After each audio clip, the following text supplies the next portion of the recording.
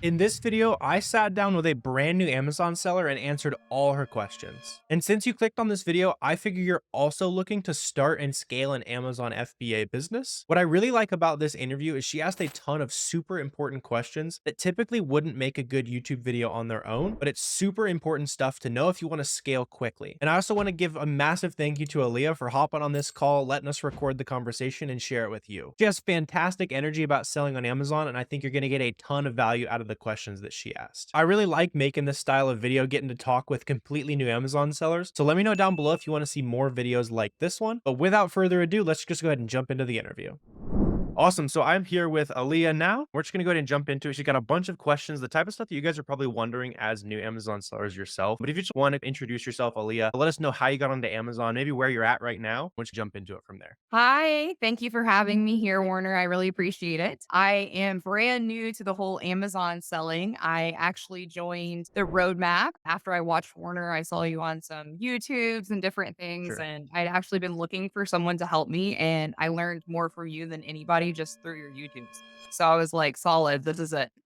Awesome. So I did the roadmap and it took me a little bit of time because I went into the business route of opening my LLC. So I've opened my LLC and my Seller Central is now officially open. So I'm ready to get started with sourcing and getting those profits rolling. Awesome. Yeah, yeah. So I'm excited to jump into it here. We'll be popping on the screen share, jumping into sourcing, whatever we want to hop onto here. But if you're a new seller, it's gonna be super, super useful. So start firing away. What's the bottleneck right now for you? All right. So first of all, I had a question about because I've been setting up my SellerAmp, like the settings and things like that. And I Hmm. first had a question about the shipping because I've seen a couple different answers, and I know that maybe some of the answers that I saw were like a year ago and prices have gone up. Like I saw 30 Yeah. cents per pound, then I saw 40 cents per pound, then I saw 60 cents per pound. What do you recommend right now, currently today?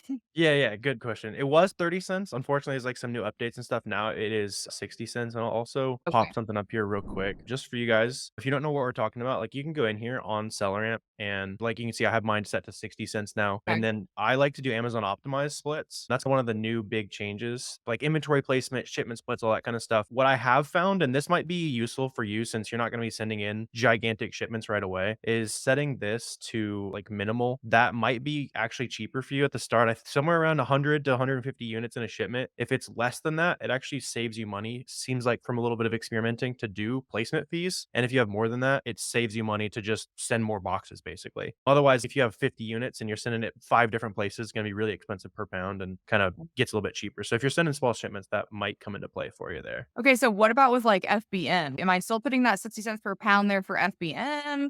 Because Yeah, since yeah. I'm started, I'm really planning to do a lot of FBM to get started with, so that would be the same? Yeah, good question. So as far as the FBM stuff goes, that won't be 60 cents a pound. The 60 cents is like that negotiated rate that we get shipping to Amazon. For FBM, it's like a cost estimate thing. There's no perfect way to do it because it could be the same package could cost $4, it could cost 7, it goes all the way across the country from you, right? So it's a per pound thing. What I'd really recommend you do is once you get your first FBM sale, just go in, there'll be some blanks. What's your dimensions? What's your weight? And it'll spit out the cost for you. Plug in a bunch of different random numbers just to get a feel for it. If I have a 2 pound package that's 12 by 12, what's that cost me, right? Probably be like 12, $13. And then just write down a couple of those like common weight limits, that kind of stuff. And you'll get a really good idea as to what that'll really cost you. And then you just bake that in as you're doing your product research. And that I will find that information on Seller Central? Yeah, so, like, whenever you make your first FBM sale, it'll show up on your dashboard. It'll say, "Ship your orders." Say one order, you'll go in, it'll ask for your dimensions. Like, it's honestly pretty straightforward to do FBM. Some things aren't easy on Amazon, as I'm sure, like, a lot of things are. So, this is one of it. It actually is pretty straightforward. You just punch in those dimensions. It'll say, "All right, UPS costs you $6, USPS costs you $5." Usually, you just pick the cheapest one that gets it to your customer on time.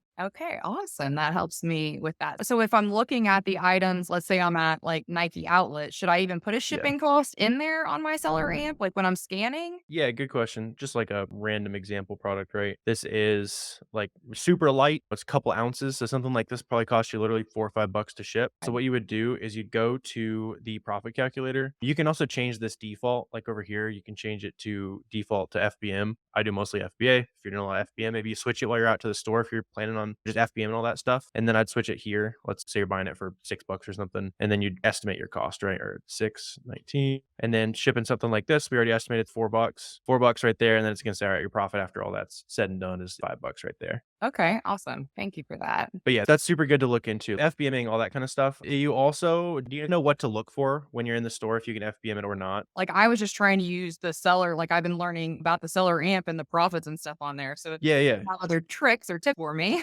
Yeah, yeah. So what are you hitting? Probably like Nike outlets and stuff? Yeah. I live near Orlando and Tampa, so Oh, yep, yep, yeah. Yeah, so you gotta hit those outlet malls. If any of you guys watching, if you're near an outlet mall, like, that's a big advantage. Near Marshalls, all that kinda stuff, like, super cheap inventory. But what you wanna look for if you are, like, specifically wanting to merchant fulfill is on the buy box analysis, like, after you've scanned it, you can just scroll down on the app or whatever, and then over here where it says type, you just wanna make sure you see some sellers that are FBM. So 4 days ago, there's an FBM sale, 6 days, going down the chart. So it seems pretty consistent. You might be able to get some FBM sales. If you look at some other items, it'll be like 100% all FBA. Not that you can't buy that, but just keep in mind that you probably move it a little bit slower than if you wanted to ship it straight out. Okay. Speaking of Marshalls, so, like, places like Marshalls and TJ Maxx, are those okay places? Should I be concerned with buying stuff from there that I would get, like, a complaint that it's not legit? Sure, yeah. There's definitely more risk in doing RA just because Amazon likes receipts a little less than the like online order confirmations and all that, like wholesale invoices, that kind of thing. That said, I've seen people beat inauthentics, IP complaints, section threes, all that kind of stuff with retail receipts. The biggest thing is just to do a couple quick checks to make sure like you're avoiding like the common pitfalls. So it's going to be IP complaints where you see the seller count, it's at 9, 10, 11, and all of a sudden it goes down to one, right? Everybody got kicked off the brand IP complaint. Or on the sellers, especially if it's an item like a beauty product or something like that, you're scanning at Marshalls, you'll see that pretty often where it's one seller and it's the brand themselves are on the listing. You'd want to avoid stuff like that. But if you're doing those little processes there, the only thing you tend to get is like the guinea pig IP complaints where they never complained before and that kind of thing. And you can beat those. It's a little harder with retail. That's why I never went super crazy with it, but I wouldn't be too worried about it, especially at the start, just getting the ball rolling, that kind of thing.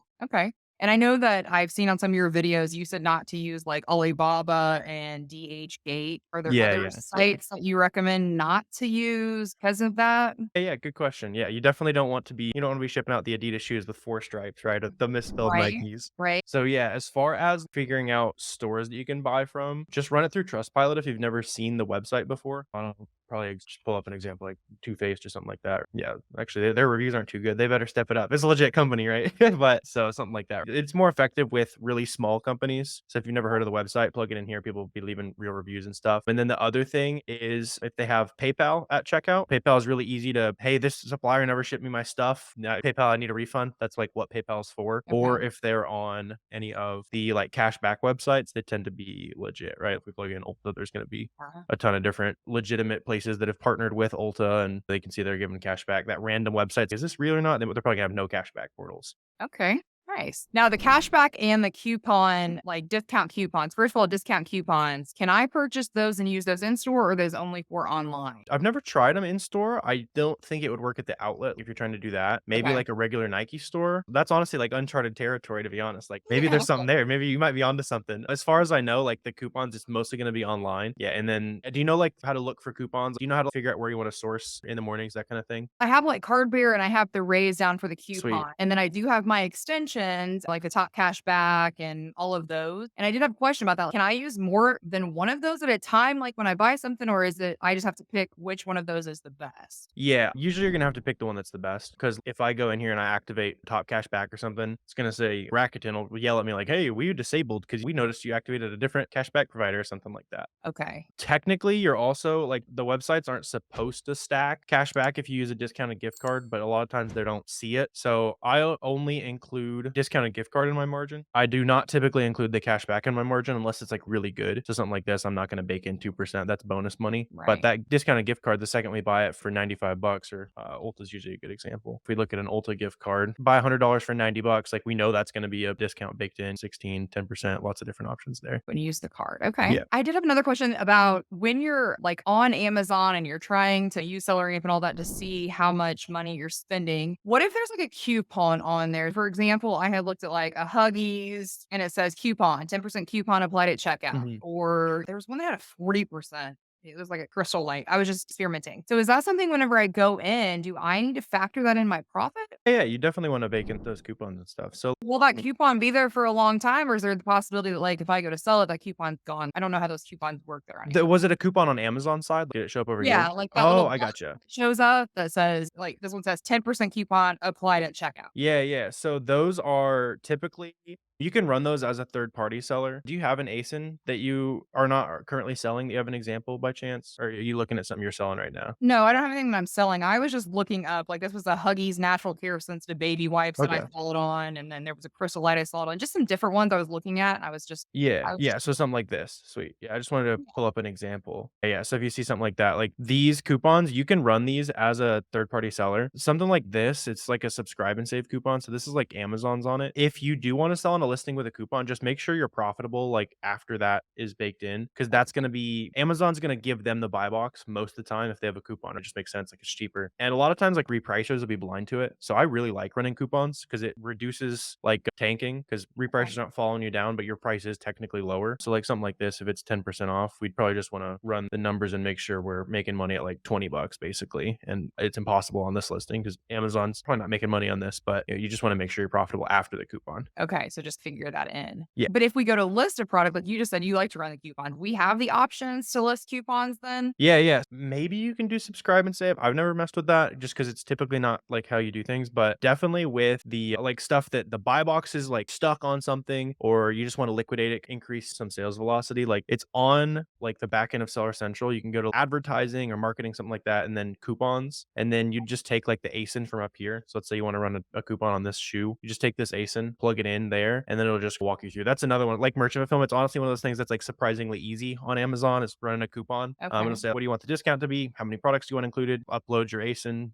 list, whatever you want to run. And then typically it'll ask you for a dollar off or percent off. So I like to do just if I'm trying to make some sales, I do like a dollar or $2 coupon. Or if you're trying to liquidate, like I've done like 20, 30% coupons, that kind of thing. Okay, nice. Sorry, I need to go back to the shipping question. I forgot this. So if I'm doing FBM and I put my price on there, let's say I put my price for $20 and I want to include $5 shipping, should I list my price as 25 with free shipping or do I Yeah. list it as Yeah. 20? Yeah. People need their free shipping. It's Right. psychology at this point. If you see paid shipping, you'll pay more money for the free shipping for sometimes these days. For Kind of bake cheapest that in. products, I need to figure that in as my cost is with the shipping Yeah. included. What's nice though is a lot of times like the FBM shipping cost is fairly similar to what it would have cost to ship it to Amazon plus the pick and pack fees. So Okay. it's generally pretty similar to FBA fees, with the exception of really light item cost you $2 or $3 in fees, cost you minimum 4 or 5 just because it's a minimum with shipping stuff and vice versa with Okay. big stuff. When I'm looking at products, should I be like looking at like how much it weighs or how big it is as well? About bigger items or heavier, obviously heavier items. But Yeah. What's your concern there? Like fees or yeah, I don't know. If you're buying men's like size 14 shoes, children's shoes, like I got you. Yeah, yeah. The biggest difference would just be like the shipping cost for the most part. So as long as you're factoring all that in, you'll be good to go. And then, so like on this pair of shoes, once you've gone in and you've played around with that first order a little bit. So I remember like roughly a 2 pound package cost me probably something like this, run 11 to 13 bucks, something like that. But yeah, you can just mouse over that dimensions here and get a rough idea based on that. okay. And then by if I'm sitting in an FBA to Amazon, that basically they're going to price based off of my big box of items that I'm shipping. Yeah, yeah. So it's less of an issue. Like an item being big is less of an issue if you're sending it into FBA because it's generally just going to be about 60 cents a pound. When you're doing FBM, it gets a little bit more precise. And then as well, if you ever find an item that you can like really stock up on, like I did this with Lego sets and stuff, Okay. where right before Christmas, you see every Christmas the price goes crazy, that kind of thing. Check the dimensions right here, and you can buy a box on Uline that's like the perfect size for it. So you save money on shipping, and like you're buying 20 units of this shoe right here. I'm also at the same time going to buy 20 boxes from Uline that are 10 by 14 by 5. So if it's perfectly in the box, saves me money on shipping, and I've got it all ready to roll when it arrives, basically. Nice. So do you use Uline mostly for, I guess you're not really doing FBMing. You're not going to FBM right now, but if you were, is that what you would mostly use as Uline for your boxes? Yeah, yeah. No, we do a lot of FBM every Q4. It's all Uline. Yeah, yeah. But yeah, FBM year round until you're hitting like 50, 100K, and then you earn your stripes, right? You can leave the FBM trenches a little bit. Exactly. Exactly. Should I be staying away from items that don't have a buy box?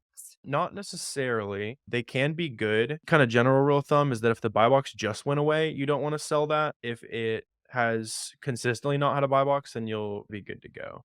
Okay. So if it's just gone away, that's probably because the product is like tanking or something. Yeah, a lot of times the buy box will go suppressed when Amazon thinks the price is too high. So that could be completely random. It could just happen out of the blue. It could be the same price. Like it causes less headaches than it sounds like when I say that. But the main thing is just don't buy items that just had a suppressed buy box because the price will usually drop.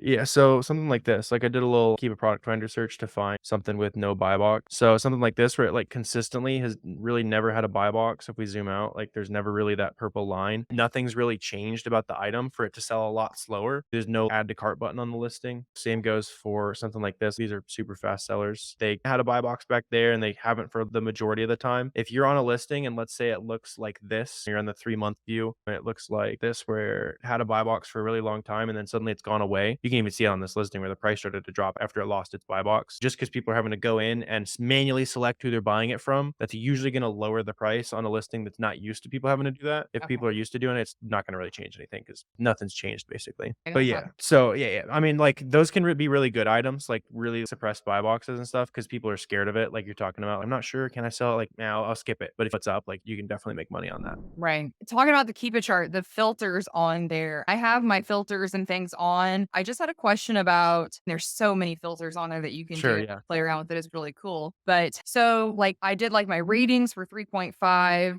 and then but review count. Should I have a review count for that? I know whenever we go into sellers amp and we're looking for storefront stalking, we should be making sure that the people that we're buying from have 50 or more reviews. But what about the product? Yeah, so if you're looking at like Keep Product Finder plugin Yeah. rating review count right there. I like to do 3 and 3. You're saying Okay. 3.5, that works great too. Just really low starred item is gonna have something weird about it, like customers don't like it. Maybe they think it's a rip off or something like that. Or might have more returns or something. And then usually I'll just toss in a couple reviews because it's a good indicator of something's selling, even if the sales rank is broken or something else is weird about it. If it has reviews, that means people have obviously bought it. So I just keep it pretty simple with 3 and 3 usually. When I'm looking at a product and on SellerAmp, it tells me it's like a negative number. Like, Sure, yeah, yeah. what does it mean? Like, Yeah. I can only buy this for -$2. Yeah, I know what you mean. I know what you mean. So, like looking through the storefront, max cost says it's negative or 30 cents, something like this. Yes. Yeah, that is usually just going to mean that the item is not profitable to find anywhere. So, From that. usually you skip that kind of thing because this max cost, like it's according to your settings, it's probably similar to what mine is here. It's like showing you at least you make a couple bucks or your 35 ROI. The only exception where you might jump in if this is a really small number is if it's like a cheap item. It's this max cost. Maybe you can get that for $4. I've never seen much on this item here. Probably not, given that it's a 3 sales rank.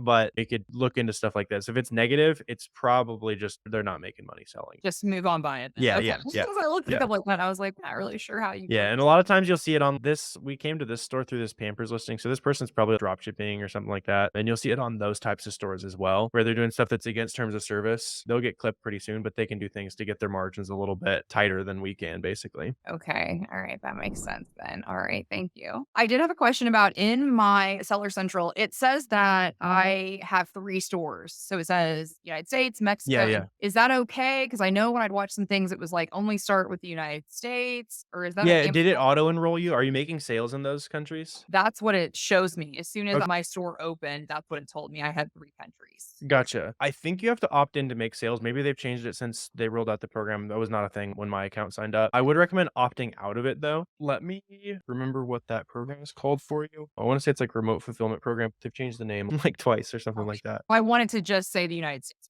right now, right? Yes. I think they're calling it, yeah, remote fulfillment with FBA or Amazon global selling. Like what I did to opt out, because they make it annoying, like they want you to sell in the other countries, is I opted everything out except for one ASIN that I was out of stock on. And I never stocked back in. So it thinks I only want to sell that one product. Same with they tried to opt me into Brazil. I don't know if they did the same thing for you, but the fees are higher and there can be some local complications like Canadian. If you end up accidentally cross posting grocery items, if it doesn't have the French on it, you can't sell it to Quebec. There's like all kinds of like random stuff like that that you just don't have to think about. It's not worth the hassle. So will I do that on like my ASIN when I go in to list it, or will that just be like I can opt out for my whole store? Yeah, you can opt your whole store out. It'll be like through your remote fulfillment settings and it'll say, what products do you want to have listed on which marketplaces? And then you can opt out or I couldn't find the opt out button. So I just did one ASIN and it worked that way. Like, doesn't Okay, matter. Sometimes you that works. figure out what works, right? So right now I have SellerAmp and I have the Keepa, which I know those are the 2 that you guys said were the most important to have. After those 2 though, you guys talked about like inventory labs and like a repricer. When do you suggest that I get those? Or should I go ahead and start with an inventory lab? Would that help with like tax purposes? for next year? Sure, yeah. Really, like, at the beginning, if you wanna get the softwares, it's like, how serious are you taking it, that kinda thing. You seem to be taking them more seriously than most people, that's why we're hanging out here chatting for a second. So, I would probably, if you have money to spend, just set yourself up to succeed. A GoToList or any of those, like, listing softwares, and if it saves you an extra 2 hours, and since they cost, like, 50 to $100, like, you probably wanna value your time more than 25 an hour as a business owner, so it makes sense. Whatever works for you. GoToLister, one of my friends ran, so it's a good one to check out, like, whatever you wanna check out. As far as, like, repricers, I would use probably, like, a Be Cool to get started, and what usually makes sense is if you're in, like, the first 1,000, 2,000 bucks in sales, wait, get it after that, but if you just wanna set yourself up, you can pull the trigger right now on those types of things. Okay. So is the go-to lister similar to inventory Yeah, labs or it's pretty okay. much the same thing, just makes it faster to send into Amazon. Okay. And it like helps you with your labels and things like Yep, that? prints out your labels, shows you where to send the boxes, all that kinda stuff. Okay. So if you were me, those are the other two that you would suggest. Are there Yeah, any I would other probably grab like a I'd list? probably grab a GoToList or grab a Be Cool. That's probably good for now. Like those 4 will take you to honestly as far as you wanna go. You could get fancier with it later on if you wanna mess with any of the scraping softwares or anything like that, but that'll take you to 50, 100K a month. Awesome. Okay, so right now I'm in the process of getting those big name brands ungated, my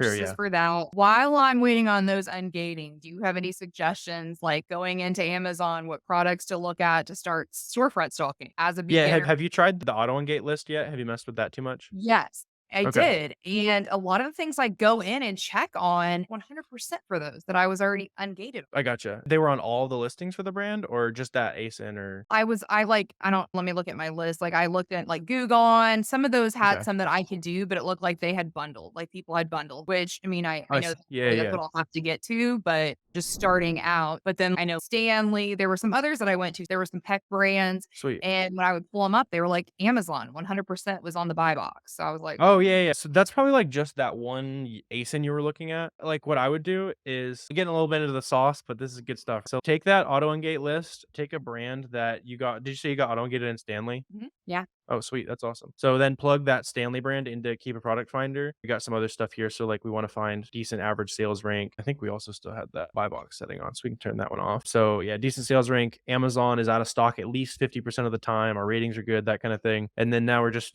filtered down Stanley products that we would want to sell basically. You could hop in here. Oh, I know that I can get this version for 40, this version for 30, and so on. So it's filtered by highest average prices. Sweet. And then you're gonna get all of the here's like the $91 Stanley tumblers right now. So this is probably gonna be like one of the more likely ones to actually be profitable if you can get your hands on it and just start working your way down the list in order of basically what's the most expensive within that list of stuff is good. So it's got good sales rank. I like all the other metrics. So then just when we look at the most expensive stuff and work my way down. and work from the most expensive Yeah. down." Yeah. Okay. I guess I didn't fill in. I didn't see that or fill in on the Keep It Product Finder about Amazon being out of stock at least 50%. So that's awesome. I need Yeah, to yeah. That's fill that. super good. If you ever get like too many search results here, then also add like a sales rank decreasing as well. So literally just finding the ones that sell 10% faster on average. Now we only have to look at 71 products, so we can get even simpler with it. Okay.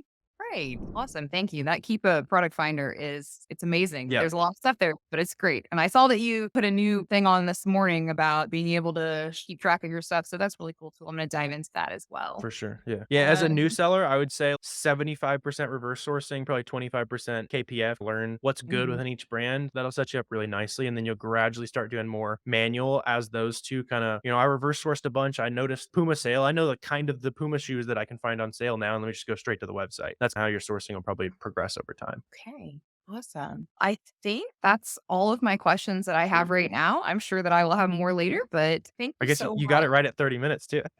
Oh, thanks. Kind of perfect. Which is what we were budgeting there, sweet. Yeah, I'm gonna make you call your shot a little bit here. Now that you're out here in public, let's do back to school goal. So what's your August goal and what's your by the end of the year goal? And then we can Good. come back and hopefully you're still crushing it in a year and we can circle back and be like, "Oh, my goal was too easy."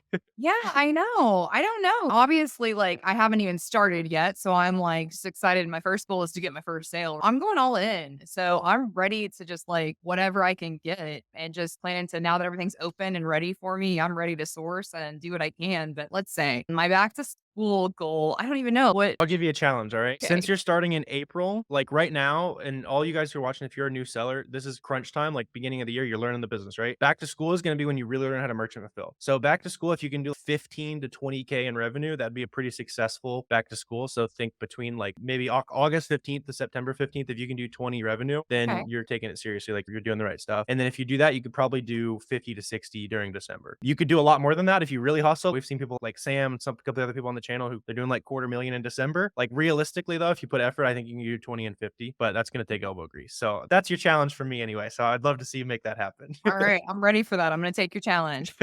Awesome. Yeah. If anyone's watching this video as well and they want to reach out to you, maybe they're also a new Amazon seller, they want to make a friend to start talking to, where can they reach out to you at? I'm on Instagram right now at Peace, Love, and Profit. So find me there and let's connect. Awesome. Yeah. We'll get that drop down below. Really appreciate you taking the time today. Sure, it's going to be super useful for a lot of Amazon sellers watching this video. Is there any last words you want to leave for the people here before we sign off? I just want to say if you're not in the roadmap or in the Discord group, get there. It's so important. Everybody in the group is so nice and so helpful. Reach out to others in there. A big tip that I did was when everybody flexed their sales, I go back into those people that were flexing their sales and ask them for their tips. What'd you do? Yeah. How'd you get here? So don't be afraid to reach out to people. Everyone is super helpful Yeah. and awesome. That's awesome. Yeah, I appreciate you saying that. Like, it is surprising how many people just share the secret. Theoretically, we're all competitors, but it's fun to win as a tribe. Yeah, so really appreciate you taking the time. Appreciate you guys for watching this video. If you did get value, please feel free to like, subscribe, all that good stuff. Also, let me know if you have any questions. I'll be happy to answer those down below. Thanks again for taking the time, Alia, and I will see you guys again next time. All right. Thanks a lot, Warner. Good to see you.